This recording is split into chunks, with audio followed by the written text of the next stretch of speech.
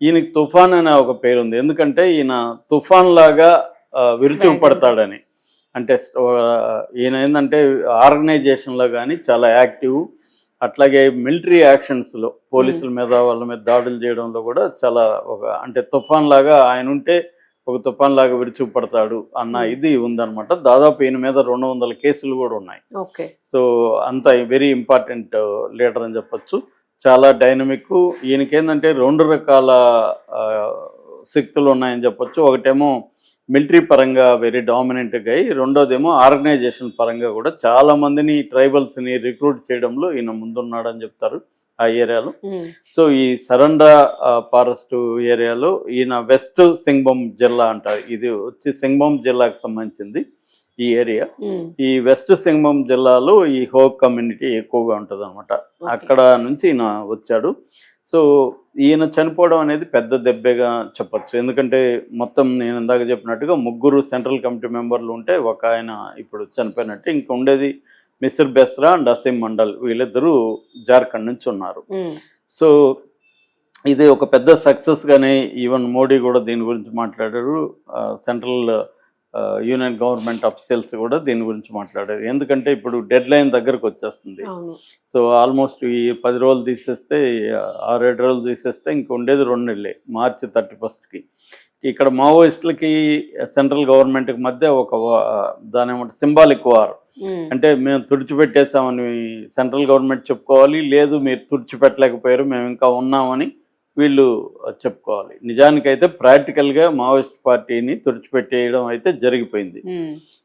వాళ్ళు వచ్చి ఇప్పుడు ఉద్యమం చేసే పరిస్థితి ఇమీడియట్గా లేదు. కానీ కంప్లీట్గా నాయకులందరూ చనిపోతే ఒక సింబాలిక్గా మావోయిస్ట్ పార్టీ ఉనికికి ఇబ్బంది కాబట్టి మేము బతుకున్నాము అని చెప్పుకోవడానికే కొంతమంది ఇంకా పళ్ళ బిగువన ఉద్యమంలో ఉన్నారని చెప్తున్నారు. అయితే చాలామంది ఏంటంటే ఆ అడవి ప్రాంతాన్ని వదిలేసి ఎక్కడికో వీళ్ళు మైదాన ప్రాంతాలకు వెళ్ళి ప్రాణాలతో ఉండడం అనేది ప్రధాన కర్తవ్యంగా వాళ్ళు ఉంటున్నారు. కానీ కొంతమందికి పోవడానికి వీల్లేక అక్కడ థిక్ ఫారెస్ట్ కాబట్టి స్టీప్ హిల్స్ ఉంటాయి, థిక్ ఫారెస్ట్ ఉంటుంది, ఇటువంటి దాంట్లోకి వాళ్ళు రాలేరు అని చెప్పి అక్కడే ఉంటున్నట్టుగా తెలుస్తుంది. మనకు బయట నుంచి వాళ్ళకేమో విచిత్రంగా అనిపిస్తుంది. ఎందుకంటే క్లియర్గా మావోయిస్ట్ బతికి బట్టగట్టే పరిస్థితి లేనప్పుడు వీళ్ళు ఎందుకు ఇంకా అక్కడ ఉండారు, ఎందుకు సరెండర్ కాలేదని చాలా మంది కామెంట్లు పెడుతున్నారు. అది మన పాయింట్ ఆఫ్ నుంచి మనం చూస్తాం. వాళ్ళు ఏం అనుకుంటారంటే మనం ఇంకా బతికున్నామనేది చెప్పాలి, మావోయిస్ట్ పార్టీని అంతం చేయడం ఈ ప్రభుత్వ వల్ల కాదని నిరూపించాలి అనేది వాళ్ళకేదో ఉంటుంది. దాన్ని దృష్టిలో పెట్టుకొని వాళ్ళు ఏదో ఒక రూపంలో మనం బతకచ్చులే అన్న దీంతో వాళ్ళు ఉన్నారు. కానీ సెంట్రల్ గవర్నమెంట్ ఓడిచిపెట్టేటికి నిన్న కూడా డ్రోన్స్ కూడా వాడారని చెప్తున్నారు. అంటే టెక్నాలజీని బాగా ఉపయోగించి ఎక్కడ ఉన్నారు వాళ్ళ కదలికలు ఏమిటి, ఈవెన్ హీట్ సెన్సర్స్ కూడా డ్రోన్స్లో ఉన్నాయి. ఎక్కడైనా వాళ్ళు ఏదైనా ముట్టించుకుంటే కూడా అది పసిగట్టగలిగిన ఇది ఉంది. రెండోది శాటిలైట్ ఇమేజరీస్ ఉంది. అంటే మావోయిస్టులకి శాటిలైట్స్ గమనిస్తున్నట్టు లేకపోతే డ్రోన్స్ గమనిస్తున్న కూడా తెలిసే అవకాశం లేదు. ఇవాళ ఏంటంటే వార్ఫేర్లో వాడుతున్న సొఫిస్టికేటెడ్ ఏఐ సపోర్టెడ్ డ్రోన్స్ని మావోయిస్టుల మీద వాడుతున్నారు.